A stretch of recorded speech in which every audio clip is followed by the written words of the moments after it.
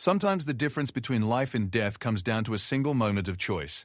When most people would freeze in terror or turn away from danger, there are those rare souls who leap forward without hesitation. This is the story of such a moment, when the raging waters of the Colorado River threatened to claim two innocent lives, and one man's split-second decision changed everything.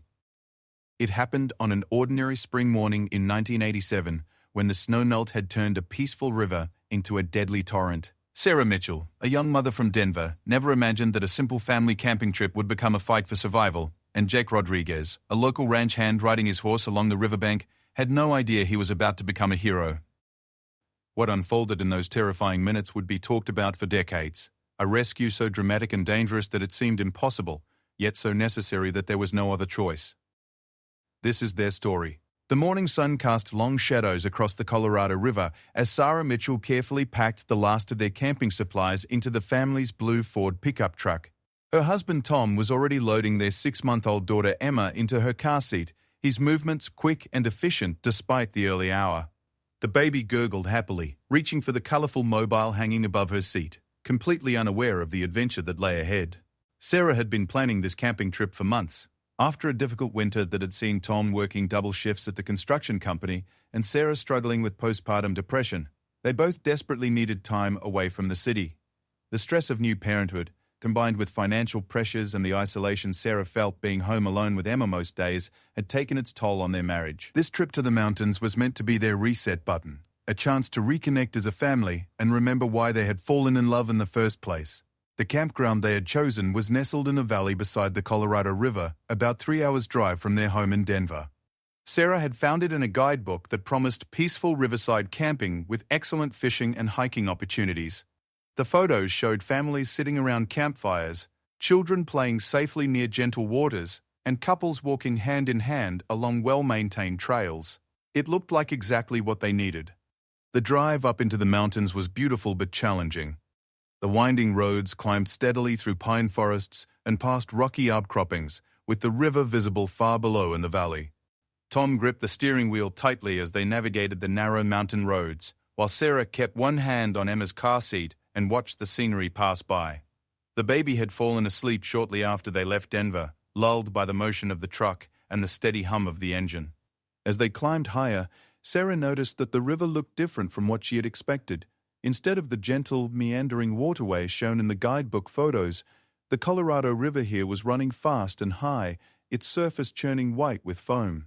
The recent warm weather had accelerated the spring snowmelt from the high peaks, sending torrents of water rushing down from the mountains. Sarah pointed this out to Tom, but he assured her that rivers always looked more dramatic from up high, and that it would be calmer once they reached their campsite. They arrived at Pine Grove Campground just after noon, tired from the drive but excited to begin their vacation. The campground host, an elderly man named Bill who lived in a small trailer near the entrance, greeted them warmly and handed them a map of the area. He pointed out their assigned campsite, number 17, which was located in a grove of tall pine trees about 50 yards from the riverbank. "Beautiful spot you've got there," Bill said, his weathered face creasing into a smile. "Right near the water, but not too close. Perfect for families with little ones." He glanced at Emma, who had woken up and was looking around with wide, curious eyes. "River's running a bit high this year due to the snowmelt, so just keep an eye on the little one if you take her down to the water's edge." Sarah felt a small flutter of concern at his words, but Tom was already thanking Bill and driving toward their campsite. The spot was indeed beautiful, surrounded by towering pines that provided natural shade and privacy. A well-maintained picnic table sat in a small clearing, and a metal fire ring waited for their evening campfire. Through the trees, they could see glimpses of the river, and the sound of rushing water provided a constant, soothing background noise. Setting up camp took most of the afternoon. Tom worked on erecting their large family tent while Sarah organized their supplies and set up Emma's portable crib in a shady spot near the picnic table. The baby was in a good mood, babbling happily and trying to grab at the pine needles that occasionally drifted down from the trees above. Sarah had brought along a large blanket, and she spread it out on the ground so Emma could have some tummy time while they worked. Other families were scattered throughout the campground, and Sarah felt herself beginning to relax as she watched children playing and heard the cheerful sounds of families enjoying their vacations. A group of teenagers was playing frisbee in a nearby clearing, their laughter echoing through the trees. An older couple sat in folding chairs outside their RV, reading books and occasionally commenting on the birds they spotted in the branches above. As the sun began to set, painting the sky in shades of orange and pink, Tom successfully lit their campfire. Sarah had prepared a simple dinner of hot dogs and beans, and they sat together at the picnic table, eating and talking, while Emma dozed in her portable high chair. For the first time in months, Sarah felt genuinely happy and at peace. The stress and tension that had been building between her and Tom seemed to melt away in the warmth of the fire and the beauty of their surroundings. "This was a great idea," Tom said, reaching over to squeeze Sarah's hand. "I'm sorry I've been working so much lately. I know it's been hard on you, being alone with Emma all day." Sarah squeezed his hand back, feeling tears prick at her eyes. "I know you're doing it for us," she replied. "I just missed having you around. I missed having us be a team." They talked late into the evening, sharing their hopes and fears about parenthood, their dreams for Emma's future, and their plans for their marriage. Emma slept peacefully in her crib inside the tent, occasionally making soft sleeping sounds that made both parents smile. The fire crackled and popped, sending sparks up into the star-filled sky above. The next morning dawned clear and bright, with not a cloud in the sky. Sarah woke first, as she usually did when Emma stirred for her early morning feeding. She carefully lifted the baby from her crib and settled into one of their camping chairs to nurse, enjoying the peaceful quiet of the early morning forest. Tom was still sleeping soundly in their tent, exhausted from the previous day's activities. As Emma fed, Sarah watched the river through the trees. Even from their campsite, she could see that the water was moving faster than it had been the day before. The sound was louder too, a constant rushing roar that seemed to have intensified overnight. She made a mental note to mention it to Tom when he woke up, thinking they should be extra careful about letting Emma play near the water's edge. After Emma finished nursing, Sarah decided to take a short walk to stretch her legs before Tom woke up. She secured Emma in her baby carrier, the one that allowed the infant to face forward and see the world while remaining safely strapped against Sarah's chest. Emma loved being in the carrier. It allowed her to observe everything around her while feeling secure against her mother's warm body. Sarah walked slowly through the campground, enjoying the crisp morning air and the sight of other early risers starting their day. She nodded to a man who was loading fishing gear into his truck and smiled at a woman who was walking her golden retriever along one of the trails. The dog bounded happily through the tall grass, chasing after sticks and thoroughly enjoying its mountain adventure. As she walked, Sarah found herself drawn toward the river. She wanted to get a better look at the water conditions and maybe find a safe spot where they could bring Emma later in the day for some photos. The baby seemed to enjoy the movement and the changing scenery, pointing with her tiny fingers at birds and squirrels they passed along the way. The trail leading to the riverbank was well marked and appeared to be frequently used. It wound through a grove of aspens whose leaves rustled softly in the morning breeze, creating a sound like gentle applause.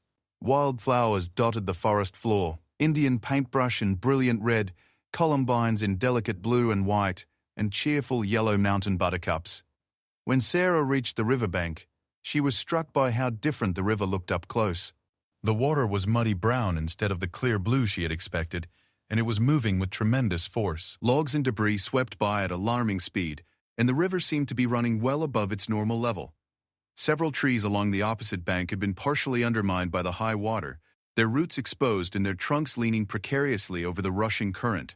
Emma seemed fascinated by the sight and sound of the water, turning her head this way and that as she tried to track the movement of the current. Sarah bounced gently as she stood there, a motion that Emma had always found soothing. The morning sun felt warm on Sarah's face, and despite her concerns about the river conditions, she felt grateful to be there in that beautiful place with her daughter. She was so absorbed in watching the water that she didn't immediately notice the soft rumbling sound coming from upstream. It wasn't until Emma began to fuss and point toward the sound that Sarah looked up and saw what was approaching. About a quarter-mile upstream, a wall of brown water was rushing toward them, carrying with it an enormous load of debris, trees, rocks, and what looked like pieces of buildings or bridges that had been swept away by the flood. Sarah's heart began to race as she realized what she was seeing.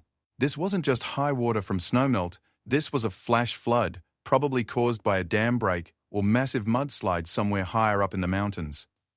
The water was rising rapidly, and the gentle slope where she was standing would soon be underwater. She turned to run back toward the campground, but in her panic she misstepped on the loose rocks near the water's edge. Her right foot slipped into a hidden crevice between two boulders, and she felt her ankle twist painfully as she fell forward. Emma, still secured in the carrier, let out a frightened cry as they both tumbled toward the rushing water. Sarah tried desperately to catch herself, but her hands found only loose gravel and wet rocks that provided no grip. The momentum of her fall carried both her and Emma into the shallows at the river's edge, where the current immediately began pulling at them with surprising strength. Sarah struggled to get to her feet, but her injured ankle couldn't support her weight, and the slippery rocks offered no stable footing. The icy water was a shock that took her breath away and made Emma scream in terror and cold. Sarah wrapped her arms around the baby carrier, trying to protect Emma while also trying to find something solid to hold onto. But the current was relentless, and within seconds, they were being swept away from the shore and into the main channel of the flooding river. Sarah's mind raced as she tried to think of what to do. She was a decent swimmer, but not in conditions like these, and certainly not while trying to protect a baby. The water was so cold that her muscles were already beginning to stiffen, and Emma's cries were becoming weaker as the shock and cold affected her tiny body. Logs and debris rushed past them at terrifying speed, any one of which could strike them and cause serious injury or death. The riverbank was flying by impossibly fast, and Sarah realized with growing horror that they were being carried away from the campground and into wilder, more remote terrain. The walls of the canyon were getting steeper and rockier, offering fewer opportunities for rescue or escape. She could see rapids ahead, white water that would be impossible to survive with a baby. Sarah tried to swim toward the shore, but the current was too strong and she was rapidly losing strength. Her clothes and shoes were weighing her down, and Emma's carrier, while keeping the baby secure against her chest, was making it difficult to move efficiently through the water. Emma's cries had turned to weak whimpers, and Sarah could see that the baby's lips were turning blue from the cold. Desperation gave Sarah a burst of energy, and she managed to grab hold of a partially submerged log that was racing along with them in the current. The log was large and fairly stable, and she was able to use it to keep their heads above water while she tried to think of what to do next. But she knew they couldn't hold on to it indefinitely. Her grip was already weakening, and the log was carrying them toward the rapids she had seen ahead. Just when Sarah thought all hope was lost, she heard something that made her heart leap, the sound of hoofbeats along the riverbank. Through the spray and chaos of the flood, she could make out the figure of a man on horseback, riding hard along a trail that ran parallel to the river. He was leaning forward in his saddle, clearly pushing his horse to its limits as he tried to keep pace with the racing current. Sarah used the last of her strength to wave her free arm above her head, hoping desperately that the rider would see them and somehow be able to help. Emma had stopped crying altogether, and Sarah could feel the baby's body going limp against her chest. Time was running out, and she knew that if they didn't get out of the water soon, they would both die from hypothermia or drowning. Jake Rodriguez had been riding the river trail since dawn, checking the fence lines for the Diamond Bar Ranch, where he had worked for the past 8 years. At 26, Jake was considered one of the best ranch hands in the valley, known for his skill with horses and his intimate knowledge of the rugged mountain terrain. His horse, a sturdy quarter horse named Thunder, was equally experienced in navigating the rocky trails and steep slopes that characterize this part of Colorado. The morning had started like any other for Jake. He had woken before sunrise in the small cabin he shared with 2 other ranch hands, pulled on his well-worn boots and weather-beaten hat, and headed to the barn to saddle Thunder. The ranch foreman, Bill Carson, had asked him to ride the northern boundary that morning to check for damage from the recent spring storms. Several sections of fencing had been reported down, and with cattle ranging freely in the high country, it was crucial to maintain the barriers that kept them from wandering onto neighboring property or into dangerous terrain. Jake had been riding for about 2 hours when he first noticed that something was wrong with the river. As someone who had grown up in these mountains and spent countless hours along the Colorado River, he knew its moods and patterns better than most. The water was running much higher than normal, and the usual clear mountain stream had turned an ominous muddy brown. Debris was racing along in the current, not just the usual collection of small branches and leaves, but entire trees, pieces of buildings, and other signs of serious flooding upstream.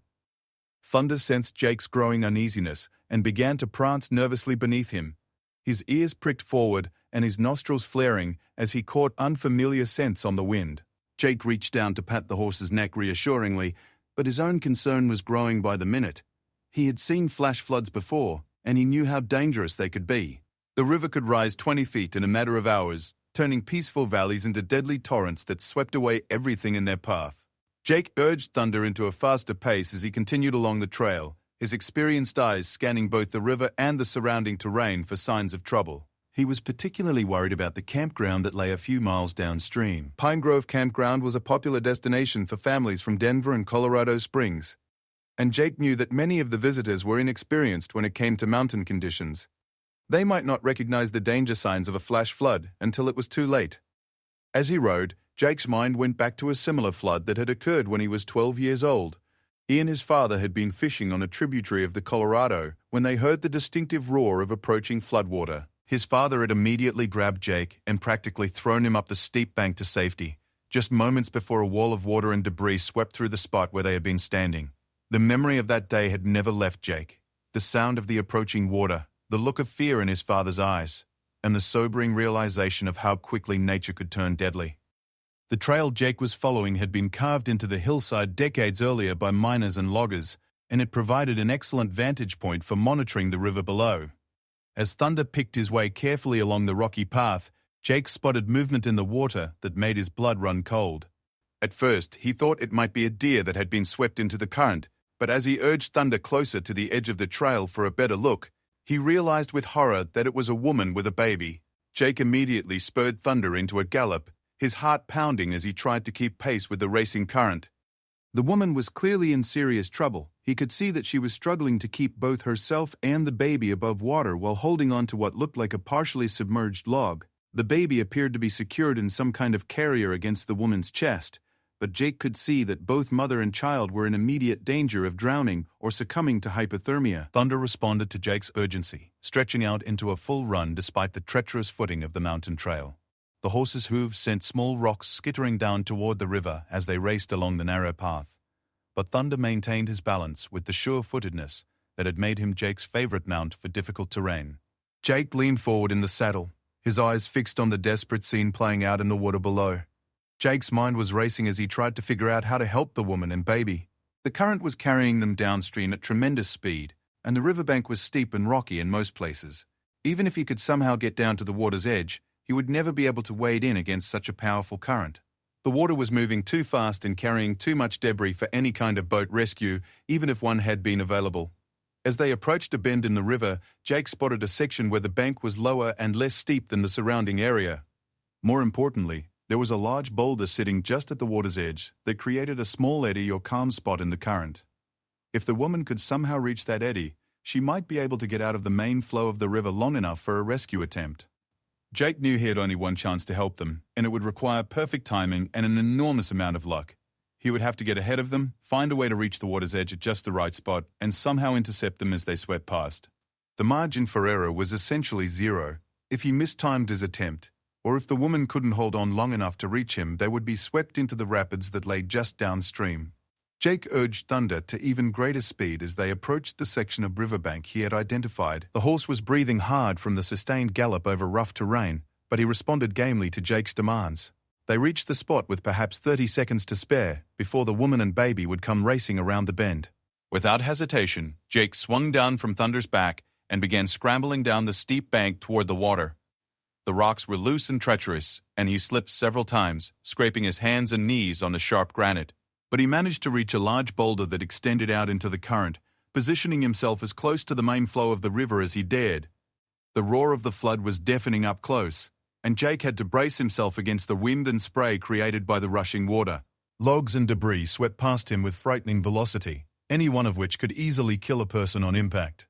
The water was so muddy and full of sediment that he could barely see a foot below the surface, making it impossible to judge the depth or identify underwater hazards. Jake pulled his lariat from his belt, a skill he had been practicing since childhood and had perfected during his years working with cattle. The rope was strong and well maintained, and Jake knew he could depend on it to hold under extreme stress. He quickly fashioned a large loop at one end and began building up coils of rope in his other hand, preparing for what would have to be the most accurate throw of his life. When the woman and baby came around the bend, Jake was shocked by how bad their situation had become. The woman's face was grey with exhaustion and cold, and she was barely managing to keep her grip on the log that was keeping them afloat. The baby was completely still, and Jake couldn't tell if the child was unconscious or worse.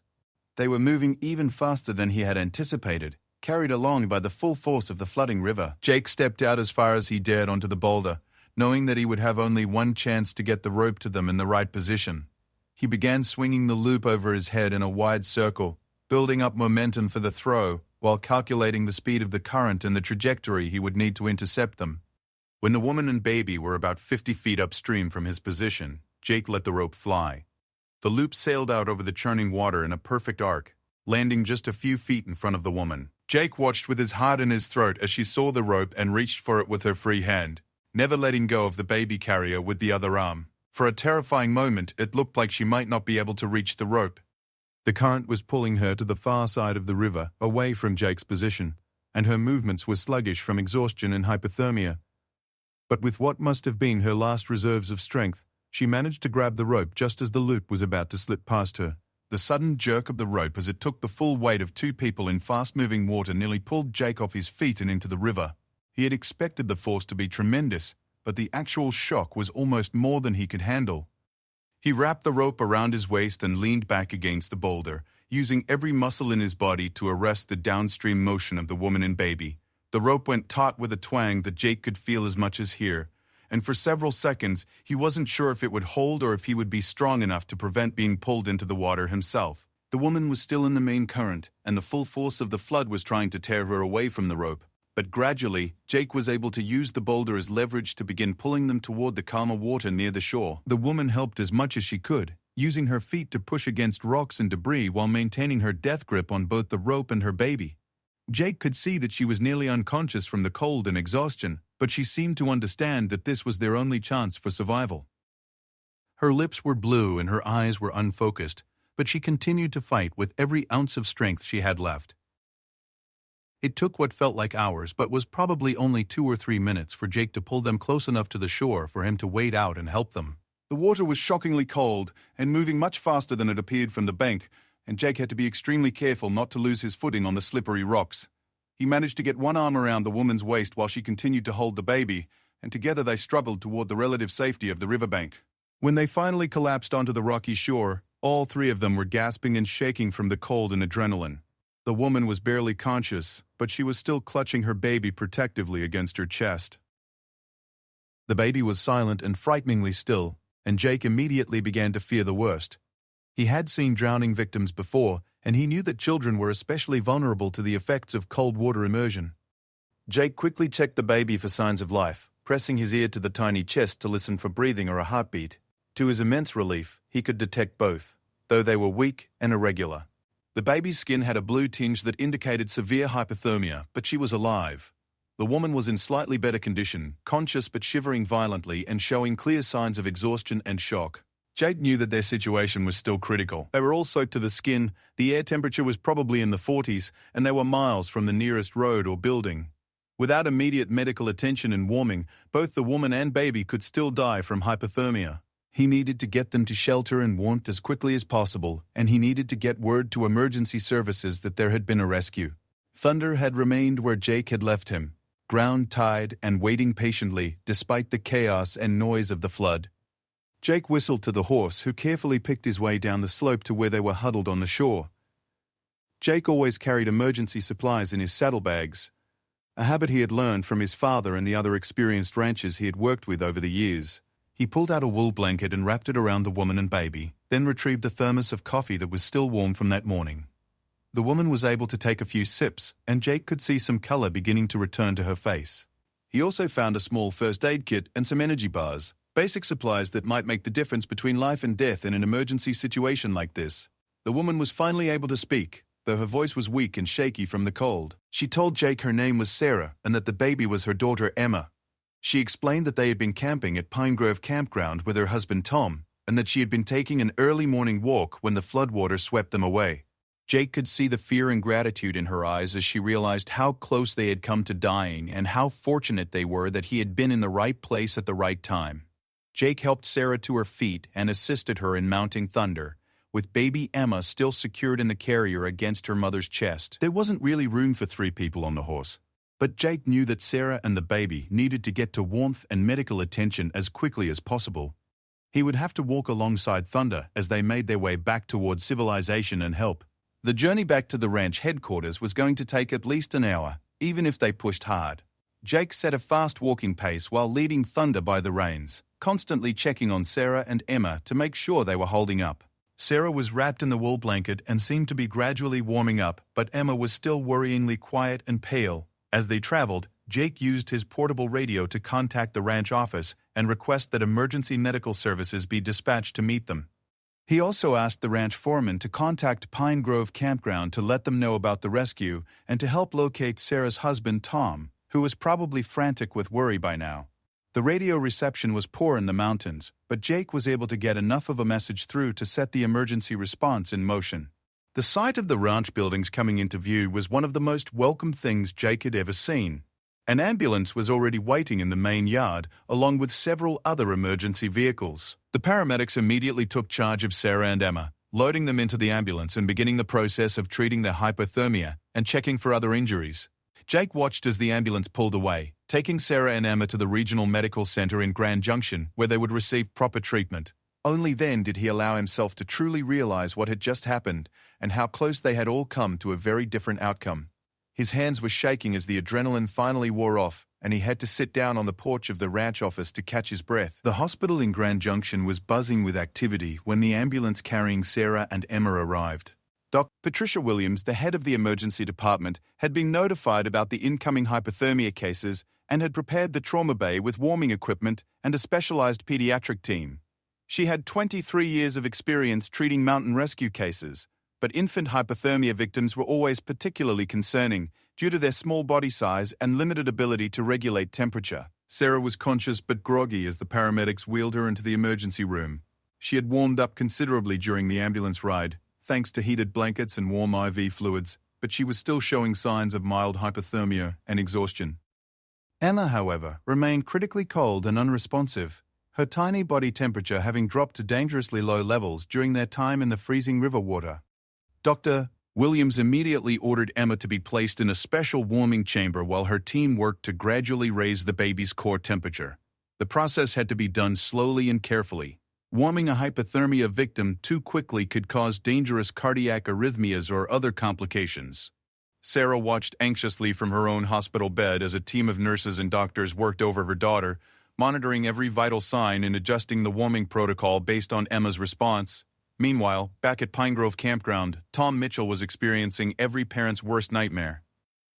He had woken up that morning to find the tent empty and no sign of Sarah or Emma anywhere in their campsite. His first thought was that they had gone for an early morning walk, something Sarah often did when she was feeling restless or anxious. But when an hour passed and then 2 hours with no sign of them, Tom began to panic. The campground host, Bill, had organized an informal search party with several other campers and was systematically checking all the trails and common areas around the campground. Tom was barely holding himself together as he searched frantically through the forest, calling Sarah's name and listening desperately for any sound that might indicate where they were. The other campers were sympathetic and helpful, but Tom could see the growing concern in their faces as the search stretched on without any results.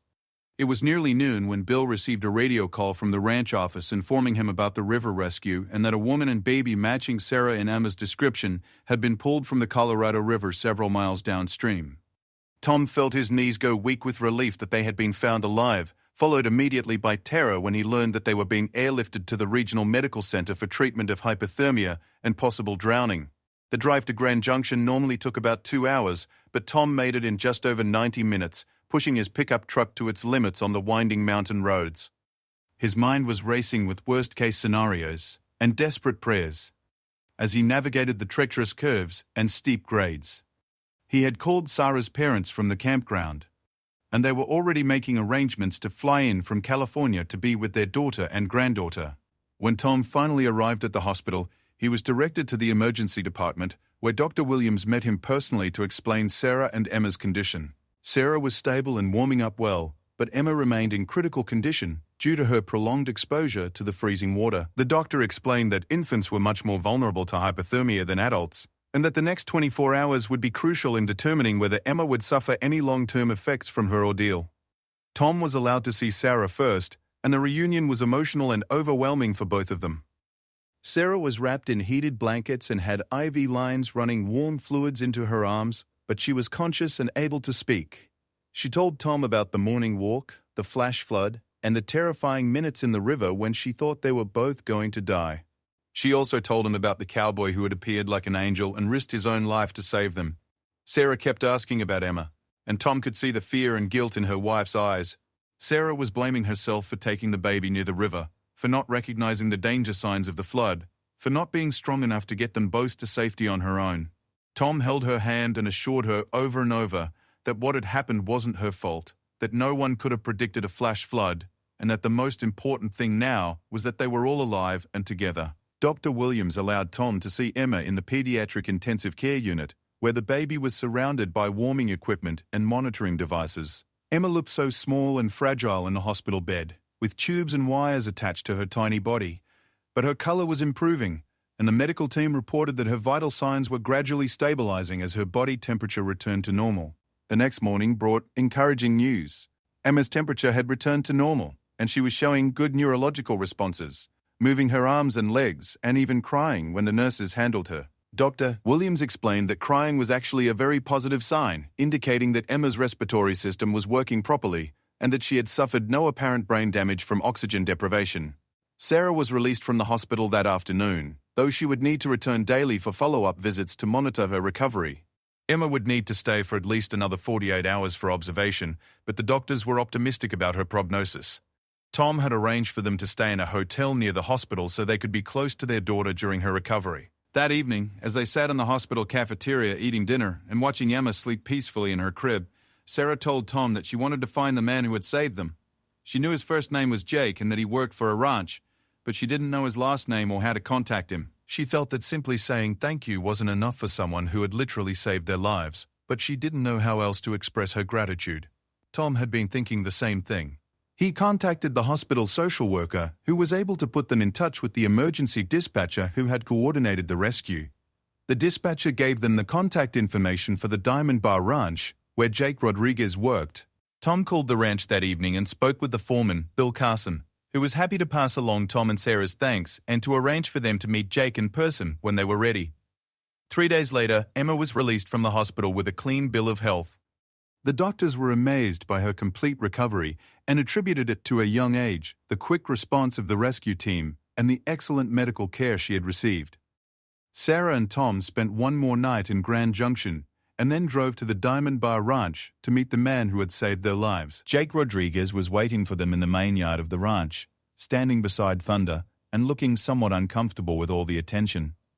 He was younger than Sarah and Tom had expected, probably in his mid-20s, with the weathered hands and sun-darkened skin of someone who spent his life outdoors. He was wearing clean jeans and a pressed western shirt, clearly dressed up for the occasion, but his manner was humble and slightly embarrassed by all the fuss. When Sarah saw Jake, she immediately began to cry. She had been holding her emotions in check for days, focusing on Emma's recovery and trying to be strong for her family. But seeing the man who had risked everything to save her and her daughter brought all of those suppressed feelings to the surface. She hugged Jake tightly, thanking him over and over while tears streamed down her face. Jake was clearly moved by Sarah's reaction, but he kept insisting that he had only done what anyone would have done in the same situation. Tom shook Jake's hand and tried to find words adequate to express his gratitude, but both men seemed to understand that some things went beyond words. They were bound together now by the shared experience of that morning on the river, by the split-second decisions that had made the difference between life and death. Thunder seemed to remember Sarah and Emma, nickering softly and nuzzling the baby with his velvet nose. Emma, now fully recovered and alert, reached out her tiny hand toward the horse that had carried her to safety. The moment was captured by a local newspaper photographer who had heard about the rescue and come to document the reunion. Jake gave Tom and Sarah a tour of the ranch, showing them the trail he had been riding that morning and explaining how he had spotted them in the river. He took them to the boulder where he had made his desperate rope throw, and they all stood quietly for a moment, looking at the river that was now running at normal levels and looked completely peaceful and harmless. The story of the rescue quickly spread throughout Colorado and beyond. The local newspaper ran a front-page article with the photograph of Jake, Sarah, Emma, and Thunder, and the story was picked up by national news outlets. Jake found himself somewhat uncomfortable with all the media attention, preferring the quiet life of a ranch hand to the spotlight of being called a hero. Sarah and Tom stayed in touch with Jake over the years that followed, sending him Christmas cards and photos of Emma as she grew up. They named their second child, a son born 2 years later, Jacob, in honor of the man who had saved Emma's life. Every year on the anniversary of the rescue, they would call Jake to thank him again and to let him know how their family was doing. Emma grew up healthy and strong, with no lasting effects from her ordeal in the river. She became an excellent swimmer and developed a deep love for the mountains and outdoors, though she was always respectful of the power of moving water. Her parents told her the story of her rescue many times as she grew older, and she understood from an early age how fortunate she was to be alive. When Emma turned 16, Sarah and Tom arranged for her to meet Jake again and to thank him personally for saving her life. By then, Jake had become the foreman of the Diamond Bar Ranch and was married with children of his own.